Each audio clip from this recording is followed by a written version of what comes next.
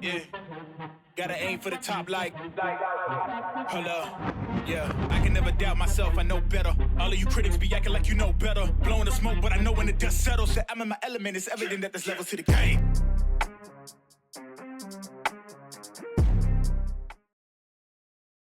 What's happening, people? Welcome back to the Athletes to Athletes podcast. In case you didn't know, March is Women's History Month, and March 8th is International Women's Day, as well as my mom's birthday. So happy birthday, Mom. But to celebrate here on the A2A podcast, I figured I would talk with women in the sports industry. And today I got to have a conversation with sports reporter Karisa Maxwell, a Penn State grad that has interviewed some of the baddest fighters on the planet. We talk about how she got into sports media, her favorite interview with Jon Jones, and how she deals with being a woman in a male dominated industry. So I hope you enjoyed today's conversation with Karisa. And as always, I appreciate you listening to the Athletes to Athletes podcast. So as I said, today I am sitting down with Karisa Maxwell. And Karisa, it is awesome to have you on the show. Really appreciate you hopping on. And first off, really appreciate you accepting the connection on LinkedIn and answering as quickly as you did. So welcome to the show. Happy to have you. Thank you. I'm excited to be here. So as I told you, I always love asking the same first question to everyone. And that question is, why sports, right? Like, you've been in the sports community for quite a long time, a lot of on-camera time, but what was it that kind of drew you into being a sports reporter and maybe not news or politics or something else that's out there? Yeah, I mean, I've always been a huge sports fan, right? I grew up in a very big sports fan family. So I always was interested in sports, but it really wasn't until I got a little bit older, like in high school, where my brother, really good baseball player, he's getting, scholarship offers and getting recruited. And I'm trying to like have a human conversation with him and just like my friends who played sports in general, right? And I'm like, you're more than just an athlete. Like, what else do you like? What are your hobbies? Who are you? Let's try to break this barrier here. And it was kind of fascinating just how difficult, not only with him, but again, with like all of my friends, where they just define themselves by their sport. So I kind of just fell in love with the idea of like, I can try to break these athletes and get to know them and show the more human side of them while also showcasing this incredible athletic ability Mhm. that they have. And I mean, to your question about why not politics, why not news, it was never that those weren't options. I mean, even to this day, right? Like I would love to work in either of those industries, but sports was kind of all encompassing where you have the sports, you have the X's and O's, but there's the human interest side. There are things that are happening in the world, in politics, in the news that we're seeing translated onto the field. We're seeing translated into the charities that athletes are starting, or the movements that they're starting, or the things that they stand for.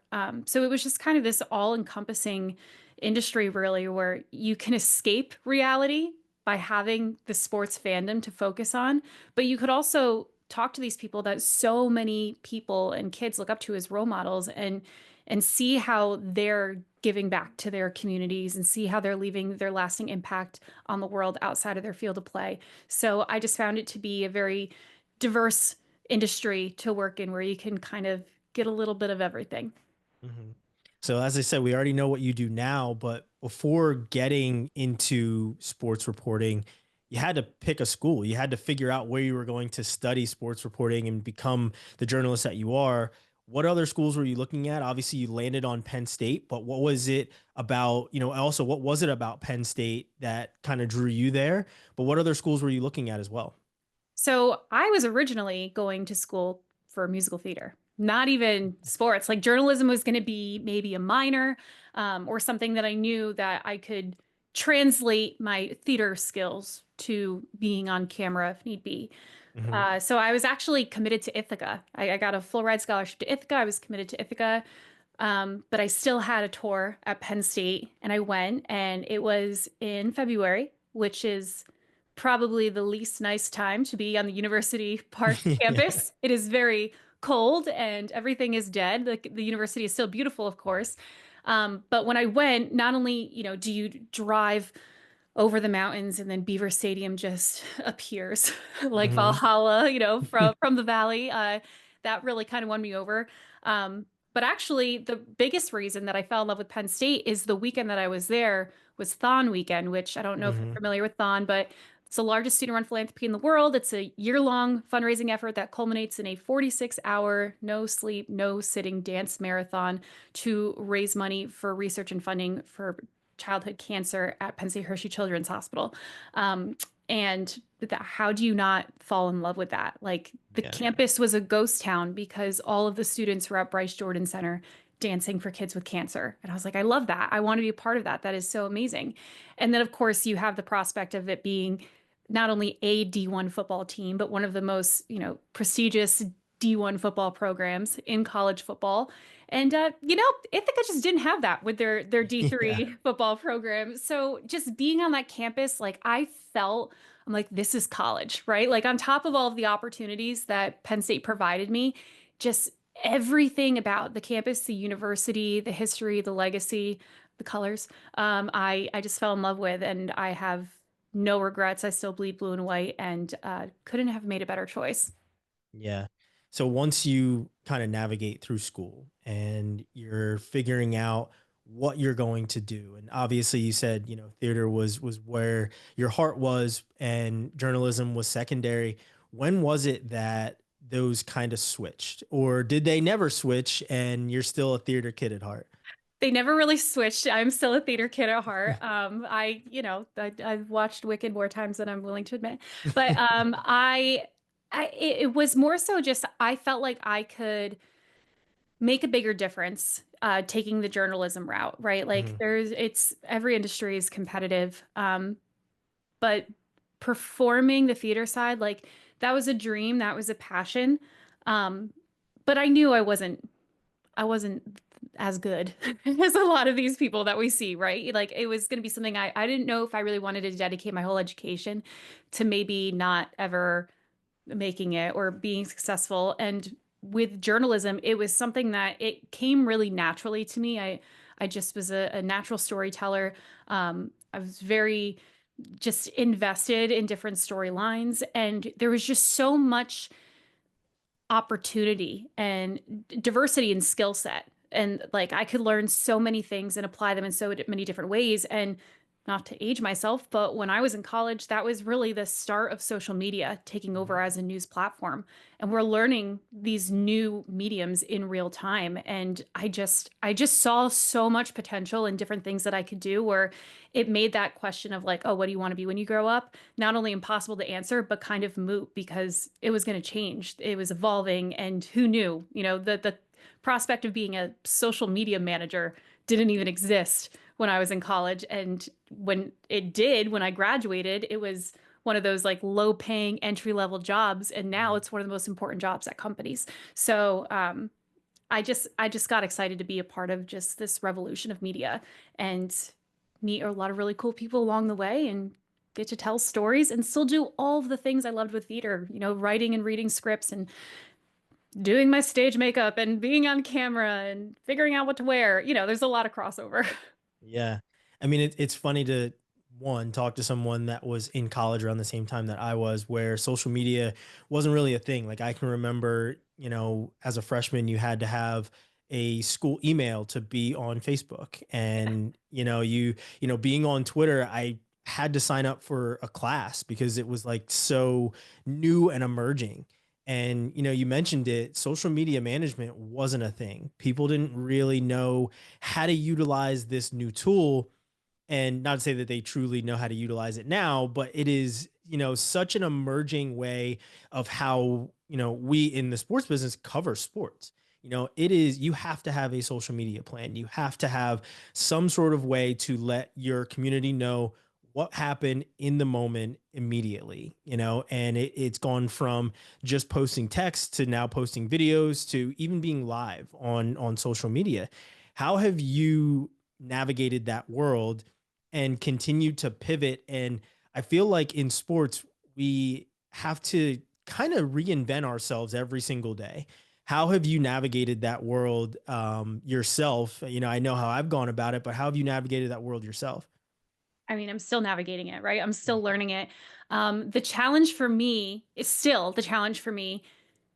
is making it more about myself, right? Like when we're in journalism school, you learn to like, be unbiased and the Hmm. subject of your story, like it's all about the protagonist. And now it's so much about personal branding, where it's like if you want people to listen to what you have to say, listen to the stories you have to tell, you have to showcase your authentic self. Now, by saying that, a lot of people chose to not show their authentic self and pretend it's their authentic self. And that's how we have influencers taking over the world in the industry. But there's just this pressure to now, like, no, I have to take pictures of myself and post them. I have to put myself on camera.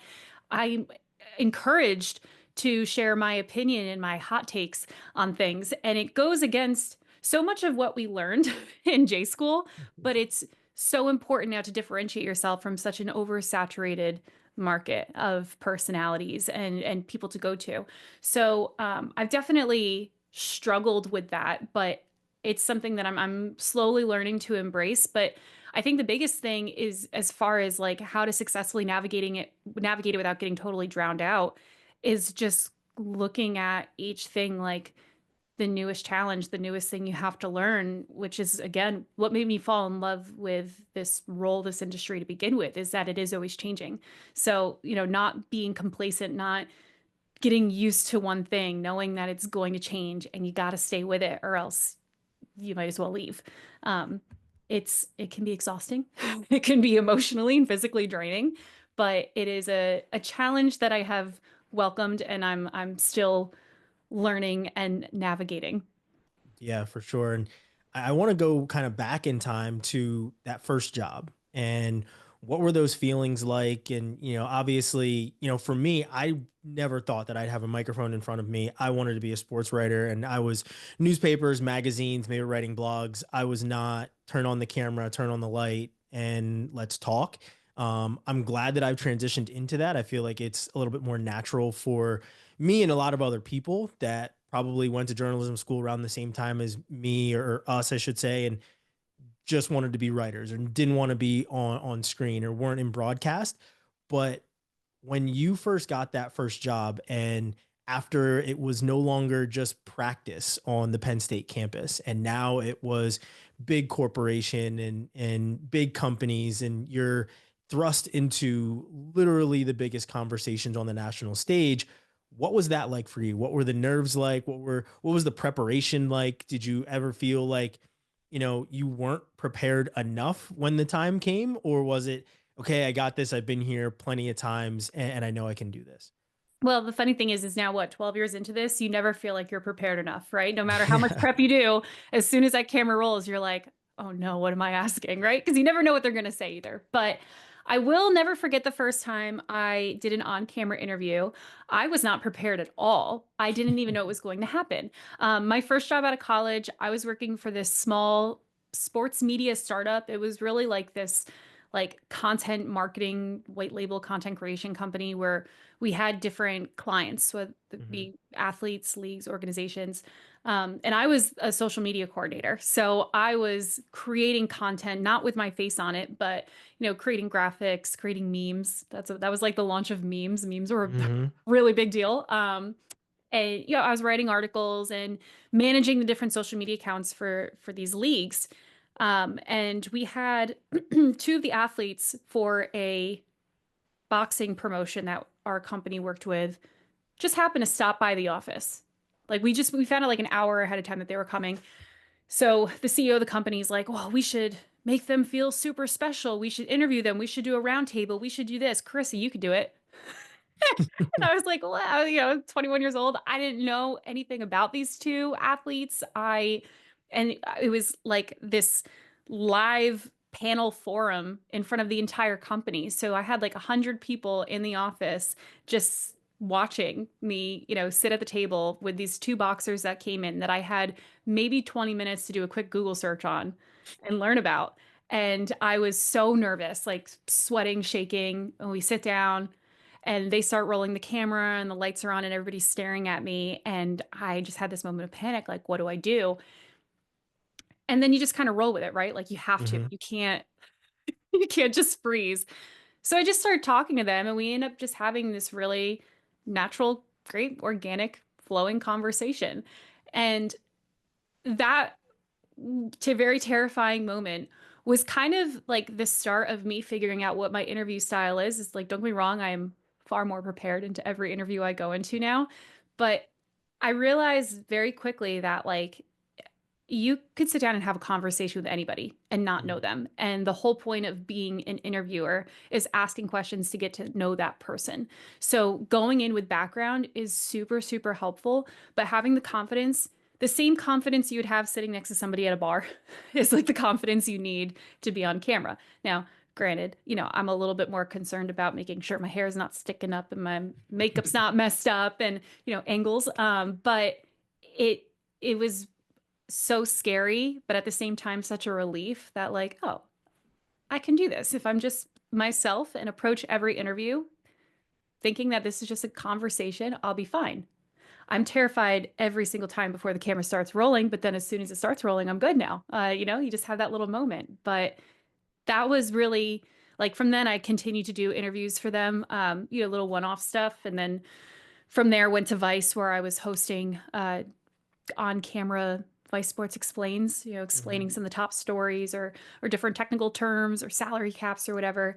And I just really enjoyed not necessarily being on camera, but being able to tell those stories and articulate things in a way that would resonate with an audience to where they would find me to be an authentic, verifiable source. So a moment I will never forget, a moment I do not ever want to replicate. And that's how we got here.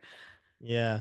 And now, you know, we talked the other day and you said, you know, it wasn't necessarily your plan to be in combat sports, but that's literally where your career has taken you, right? You've been, you know, PFL and, you know, BYB. There's been a number of different places that all have either a ring or a cage where you're speaking. And as you've kind of allowed your career to develop in front of you and not saying no to opportunity, how have you continued to stay sharp and make sure that, you know, you are prepared for a different community than one that you probably didn't expect yourself to be in?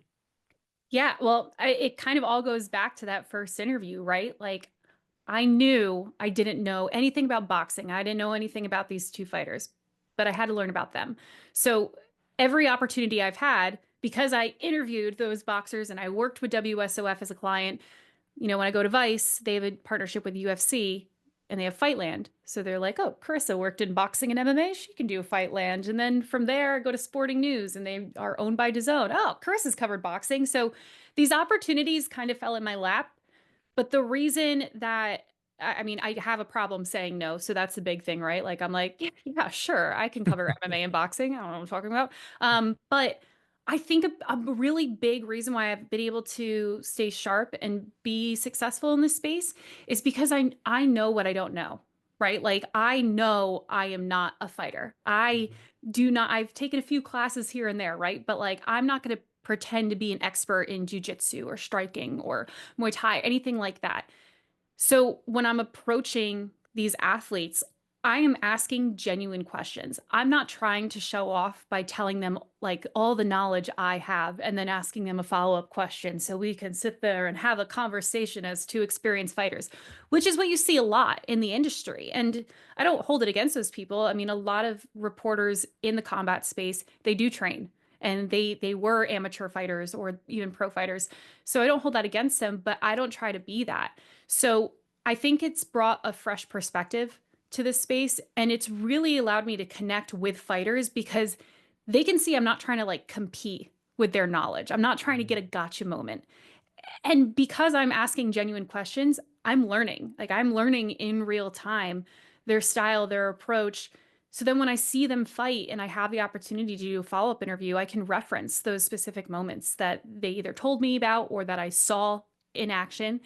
And it's been able to make the conversations just feel so much more genuine and you get so much more out of it because I'm not assuming that the audience knows what we're talking about because I don't know what we're talking about, right? So I'm asking the same questions that the casual fan might be asking. And it's really benefited me. And I've actually learned a lot about the sport. And sometimes I surprise myself. I'll say something. I'll be like, yeah, I know what a sprawl is, like so it's been fun learning and evolving with it. Yeah, and you mentioned that first interview that was something you were not at all prepared for. Now you are prepared for just about everything that you go into, and obviously, as prepared as we try to be when we're going into an interview, there's always going to be something that you have to pivot, right? But what are some of those highlights? What's an interview that or a project or a coverage that you were super prepared for? Something that you took your time, there wasn't a stone unturned and you were really excited for, that will always be something that is just like on your highlight reel. Easily my first interview I ever did with Jon Jones. That was like a very, very last minute ask. I was working at Sporting News at the time with Andreas Hale, who's now MMA reporter for ESPN. And Andreas had done all the on camera interviews. I was a producer, so I wasn't even on camera talent. And he had a conflict and found out, the day before that he had the opportunity to interview Jon Jones via Zoom. And Andreas texts me and he's like, I can't do it. Like, I have this other obligation, but it's Jon Jones. We can't not do an interview with him. Do you want to do it? And I think in that moment, like my heart dropped because I'm like, I have not done a legit on-camera interview in this type of setting, right? Like if I go to boxing fights and stuff, I'm part of the media gang around the athletes, and I'll do the quick like back and forth with the mic. But to just sit down and have a conversation, I felt very rusty.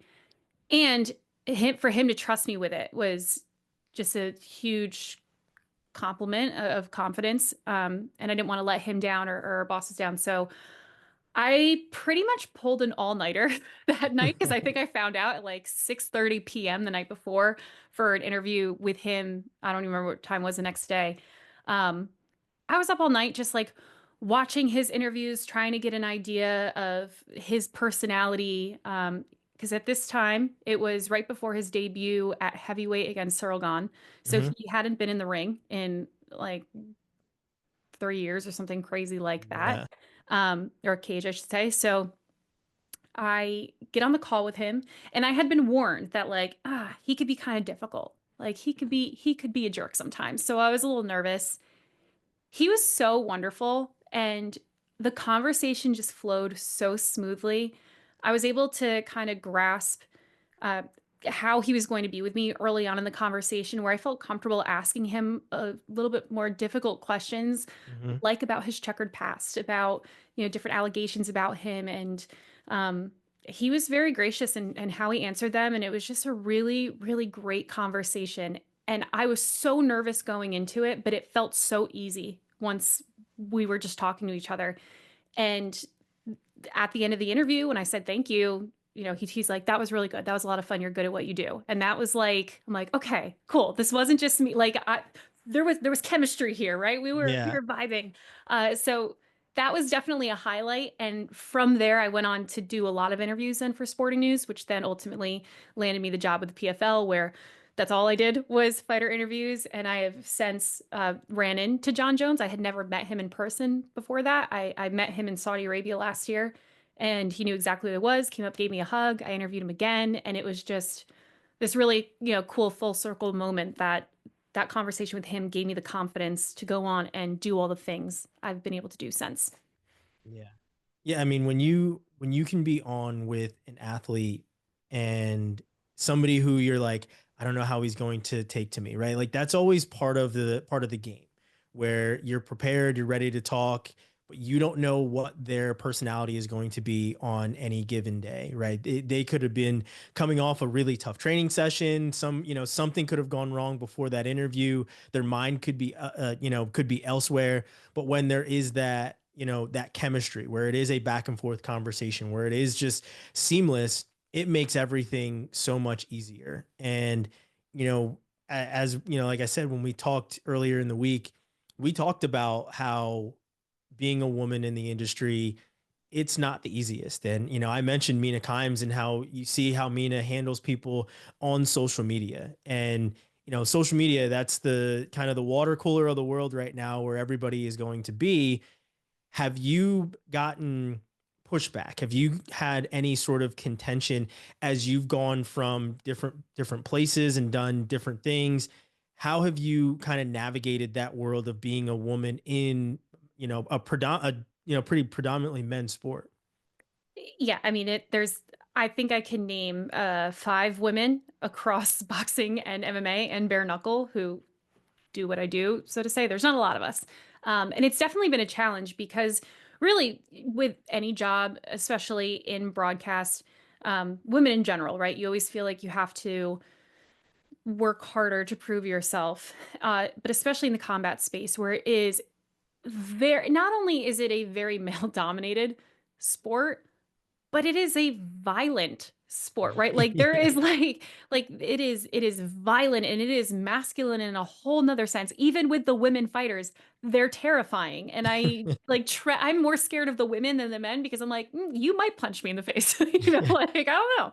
So I think for me, I always felt the pressure of like, I used to be so scared to ask questions during media week. Like when I wasn't working for the promotion, when I was with Sporting News, I covered a lot of Canelo fights, a lot of Anthony Joshua fights, Tyson Fury fights. And when you're in the media scrum, surrounded by all of these seasoned, like legacy boxing reporters, I rarely ever asked a question in those environments because I'm like, I don't ever want to sound dumb. I don't ever want anybody to be like, oh, she's like some girl coming in trying to look cool or whatever. But then I would hear them asking the same questions that I was going to ask, right? Like, Yeah. so I'm like, damn it, I should have asked. And that was always a huge fear. But, as soon as I was able to get in a room alone with a fighter, I can feel confident in the questions I was going to ask and have a great conversation. So it was always this balance of like putting yourself out there, not being shy, but then not thinking that you're trying or you don't know what you're talking about. And then for me, and it sounds silly, but it is still so true to this day, I get so stressed out over what I wear because it's like you want to dress nicely, right? And look good on camera, but you want to be fashionable and professional. You don't want to be too sexy. You don't want to be too frumpy, right? Like there's this very fine line of where you're dressing to your personality to where you feel confident, but you don't want to look like you're trying too hard. And it's a struggle. Like I really stress out about it because I feel like perception is so important. Not only with the athletes, but just with my peers and other people in the industry or the promoters who are willing to arrange these interviews. First impression is so important. So those are definitely things that I'm willing to bet the men doing this don't stress out as much about. Like, I don't think you're going to an event worrying about what your hair looks like or how your makeup looks. Like that's like not a universal problem. So it's all about that. And then there's just another thing that's just a lot of people don't think about. It's such a social industry too, right? It's so small. Everybody knows each other. There's so many happy hours or events, and we're all hanging out as industry professionals. And when you're the only woman or one of the only women, you have to conduct yourself in a certain way to not look like you're flirting or you're this. And there's just so many things to be conscious of that it's exhausting because nobody else in the room is dealing with that. It has gotten so much better since I started, I will say. There's just been a lot more mutual respect, but it's always just an added layer of pressure and consideration in the back of your mind anywhere I go. Yeah. And I was going to ask about that pressure, right? The pressure to conform to how the media landscape is changing, right? We talked about how when we're going through J school, it's all about the sport. Your opinion, you can write an opinion piece and people want to hear about your perspective because you are kind of, front seat, front row center for literally all the action, but it's always about the athletes. Whereas in today's day and age, a lot of it is about the journalist. A lot of it is about the talking heads and the people that are on camera. And that's why we're seeing more athletes kind of controlling their own media these days as well. But, the narrative in sports is that you are a brand as a sports journalist. And, the Stephen A's of the world have kind of turned sports media on its head, where he is now on camera and he's the main focus and he's the one asking for the $1 million contracts and all these other things that, I'm sure a number of us journalists would love to be able to partake in. But that in and of itself makes the job a little bit harder because, as you said, you have to put yourself out there. And that is something that I struggle with as well, of like, man, I know I said that on the show, but like, I'm not a look at me type of person. I'm not somebody that wants to put out all of these different things and have people criticizing my opinion or something that comes out. But, I want to make sure that I am having my own brand. But on the women's side of things, as you said, it is about being pretty as well, and not just being pretty. As you said, you want to make sure that you sound smart. There's so many other underlying factors, and with other women getting into the influencer part of things, they do kind of lead with the sexy a lot of the times. Have you had any sort of pressure or anything else where you're like, I need to stick to my guns of who I am. These are my morals.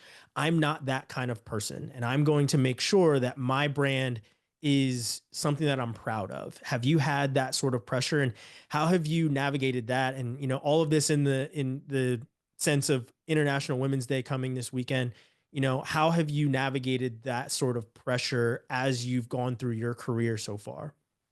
I have felt that pressure more times than I'm willing to admit, to the point where it's been numbing at times, right? Because as I said earlier, like I've always felt this pressure to prove myself, to not ask the stupid questions, to be informed, and to be professional.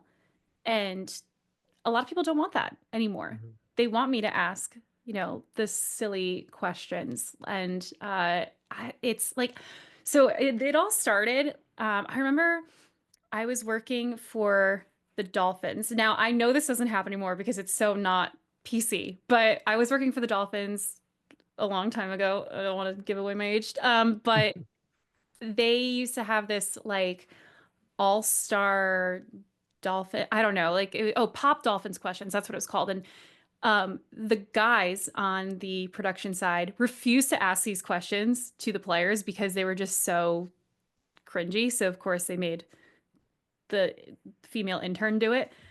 And like, there was nothing more demoralizing than walking up to like Cam Wake and Richie Incognito and being like, so who's the MVP on your all-star bikini team? Like, I hated it. And I was like, I don't want to do this. Like, I want to ask real questions. I want to get to know you. I don't want to ask like, this is weird. So I knew really early on, I did not want to do that anymore. But these influencers, and credit to them, no hate, because it's working well. They're literally coming and taking our jobs because they are just doing this really quick, fast, funny, goofy content that people really like. But it just feels very unnatural to me. Sometimes I could do it, like, right? Like I can do videos where I'm, asking people like their favorite song or whatever it might be. Yeah. It's not so much that. It's just holding on to my integrity, my brand. My thing has always been, I want to be the same exact person on camera that I am off camera, right? Like it doesn't switch. I am myself. And it's worked for me, right? Like I've kind of found my own niche in that, and then I just try to stay genuine. But there's a lot of pressure, and the mental health side of things is something that I've personally really struggled with, but I've always been very vocal about it because I know if I've struggled with it, there are so many people, including influencers, who are constantly putting themselves out there who must struggle with it, and they struggle in silence. And it's not okay, right? Like going back to that Jon Jones interview, I told you I felt so confident leaving it. I was really proud of myself. I was really excited about the opportunity. The comments started coming in, and majority of the comments on this video were like, wow, that was a great interview. I don't know who this girl is, but she was great. Like, and then they start going into like, wow, she actually asked good questions. Yeah. And like, wow, like I'm impressed that she didn't interrupt him. And which I know are like not mean-spirited, but I'm like, these are like borderline, maybe a little misogynistic. Yeah. And then, because Jon Jones was smiling at me and I smiled back because that's what polite, happy people do, the comments really took a turn where they're like, oh, they're gonna hook up. Ah, she's pregnant with his next kid. Oh, like Oh, man. she's gonna be at the UFC fight. And I'm like, what? Like, and I went from being on this high to then reading the comments to where I think it was the next day, like I had a breakdown Yeah. because it was this moment where I was like, it does not matter how good I am. It's always going to come back to I'm flirting or I'm trying to get with an athlete or something about my looks. Like, I get criticized over the silliest things with my looks. Like it's so funny because I'm like, did you even listen to the interview or are you just looking at my big forehead the entire time? Like, what are we doing here? Um, to the point where like I was in the office. I know this is a long story and I apologize, but I was in the office the next day and I'm like reading and I got just like so overwhelmed and I just kind of like broke down and started tearing up a bit. And my coworkers were like, "What's wrong?" And of course they're all dudes and I tell them and they were like, "Then you know what? Say something. Like just say something about it." So I did. Went on TikTok and I recorded a video and I basically called out these people about just how pathetic it is that Mhm. the things that are being said about me, you would never dare say to a man who had conducted the interview. They wouldn't even be considerations crossing your mind. And it was during International Women's Month, ironically enough. And I was like, this is why women speak out. This is why Yeah. we don't feel like there is equity and equality in the industry because of what I'm dealing with that my coworkers aren't. And it's not to play the victim, it's not to complain, it's just kind of raising awareness that like you keyboard warriors aren't recognizing the work that's actually going in and how you're a part of the problem. That pressure still totally exists to this day because that interview again was, 2 years ago at this point. I still get things. I'm learning to brush it off and not take it personally.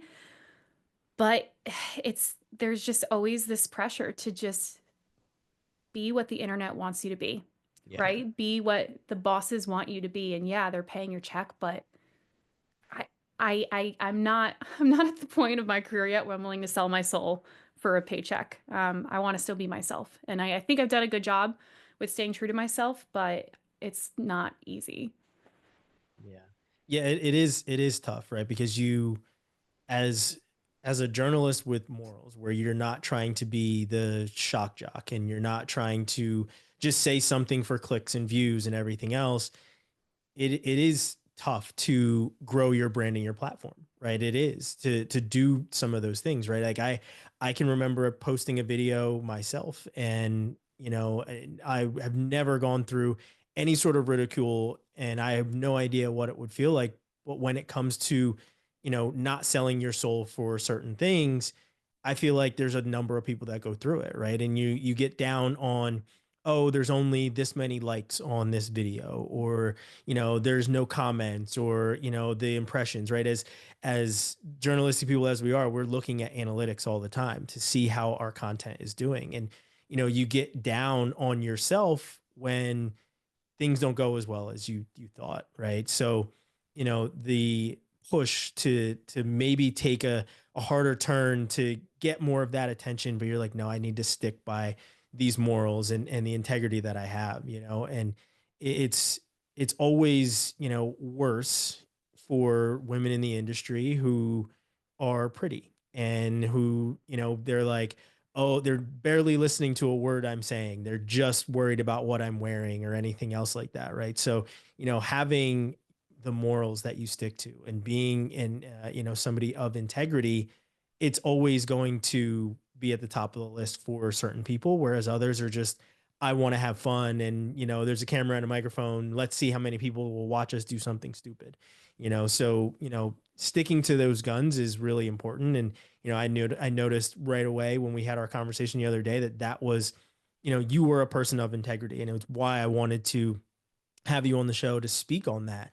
But also, in that same vein of being somebody that has morals and integrity, and at this point in your career, you are somebody that is a role model. And whether you know it or not, there are young journalists that are certainly looking up to you, that are probably in those old journalism schools at Penn State, where you're now being used as an example.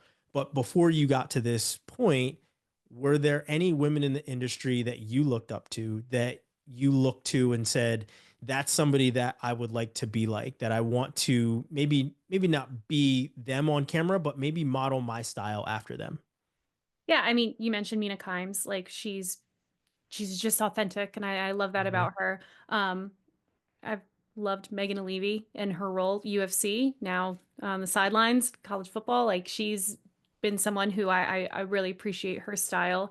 Um, the Michelle Tafoyas of the world. And there's definitely been several women that I have looked up to. But to your point, right? There's never been anyone that I've looked at and saying like, I want to be them, because I've always wanted to be me. And that's not saying that like I'm better than them or better than anybody else. I just I would look at the way that they would do interviews and be like, that works for them. That doesn't work for me. Like that's not my style. I've wanted to be different. Um, so it's there's never been a person where I'm like, yes, I model everything I do after them. I'm inspired by them and I appreciate them and I respect them so much. But I've just always just tried to be different. Now, with that being said, all of those women I just listed are far more successful than I am, right? So maybe they've got it going on. But I'm okay with that, right? I'm okay with that. And it's funny you mentioned the Penn State journalism students. I have been so honored over the past however many years to be invited back to guest lecture classes, go to attend conferences. Every year at the Super Bowl, there's always a ton of Penn State journalism students there that I get to hang out with and meet. And I've got great relationships with so many of them. And it's funny because they'll tell me that, they look up to me or they think this is so cool or whatever. And then I'm like going on their Instagram and they have like way more followers than I do. And I'm like, I'm looking up to you. Like you've got this figured out more than I do. So there's so much that I'm learning actually now from the younger generation of Mhm. journalists coming up than I am from the generation ahead of me, because they didn't have to deal with what's happening now, right? Like the expectations. There have been opportunities that I've applied for, I've put my name in the hat for, where I have been passed over, not because of my abilities or talent, but because I didn't have enough Instagram followers. Like, and that's been vocalized to me, right? So, like, that's just a whole nother level that, we have to deal with now in this industry. And the younger generation coming in, they've got the social media figured out. To Mhm. them, that's the easy part. It's now building those relationships, networking, and doing the nuts and bolts of the job, but the branding they've got down. So I find myself idolizing a lot of college students now, more so than I did when I first got started. Yeah. And yeah, it's tough. Like I said, I can remember when social media was like a class Hmm. for me, and it Yep. was something that I was learning how to utilize and send tweets and all kinds of stuff. Now, you're basically on Twitter more than you're in a Google Doc some of these days, just trying to figure out what's happening because all the news is breaking, and Yep. that's where most of it's going to come from. So this has been a great conversation. As I said, I realized very quickly when we talked the other day that I wanted to have this conversation with you, and especially like I said, with International Women's Month and International Women's Day being on Saturday, which is coincidentally my mother's birthday as well. Oh, So, happy birthday, so Mom. happy birthday to mom, obviously. But I want to end this conversation the same way I end every single one of them. And it's always with a piece of advice, whether it's to your younger self or to younger students that look up to you. Or, maybe it's something that you've learned throughout your career that you now kind of hold near and dear to yourself when you're going into an interview or on camera spot. So what is a piece of advice that you would give to anyone, or that you feel somebody should hear? The biggest piece of advice that I have consistently given is to be a Swiss Army knife. This industry is constantly evolving and it's so competitive, and there's so many people who want to join it. And unfortunately, it makes it very easy to be replaceable, right? So going out of your way to not only learn a bunch of different skills, but learn about the roles of the people around you who make your job happen, right? Like learn about lighting, learn how to operate a camera, of course, learn graphic design, learn sound engineering, learn about what's happening in the operations side of whatever sport that you're in. Learn about the talent management side. Getting to understand how each department, each entity works together will just give you a much broader understanding of how your role then fits into the industry. And not only will it just make you a better journalist, but then when it comes to that time when the industry does evolve and it's like, oh, well, now, you know, you need to become, I know you were this writer, but now you're a multimedia journalist and you need to be recording your own videos. You know how to edit, you know how to set up your camera, you know how to do these things. It sounds silly now because now it's like, so, you know, second nature to be doing this, but Yeah. it wasn't when we got our start, right? Like I'm sure a lot of the things that you're doing now are self-taught, and I know they are for me, right? So just being flexible, being versatile, and really not saying no, like say no to certain things, but just take on the challenge. Like even when you graduate, you don't ever stop learning, right? Like every single year is a new class, it's a new semester of new changes in the algorithm and new technology and new storylines and new leagues. Just always be open-minded and ready to learn. And on top of that, get over the fear of rejection because there is a lot of rejection in this industry. Not only getting turned down for interviews or getting turned down for jobs, but it's a very volatile industry. We've Mhm. seen layoffs happen time and time again where these different publishers or media companies struggle and they do mass layoffs and then they have mass hiring, and it is so cyclical. They don't tell you in college that you're going to get laid off. Like Yeah.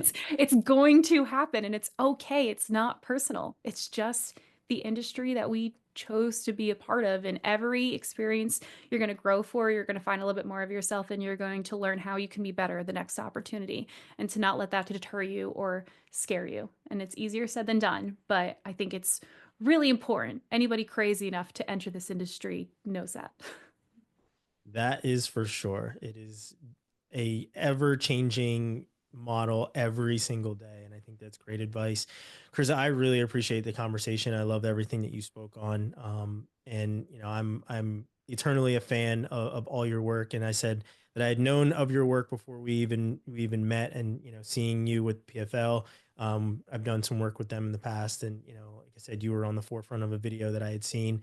So it was great to meet you. It was great to have this conversation. And I really appreciate you coming on and sharing your story as well as the advice. Yeah, thank you so much for having me. This was a blast. And thank you for helping share stories like this to help other people navigate this industry. So I appreciate it. Now, before we go, I do want you to just kind of let people know where can they find you on social media, maybe your website or anything else, and how they can get in contact with you for any sort of jobs or anything that's happening in the industry.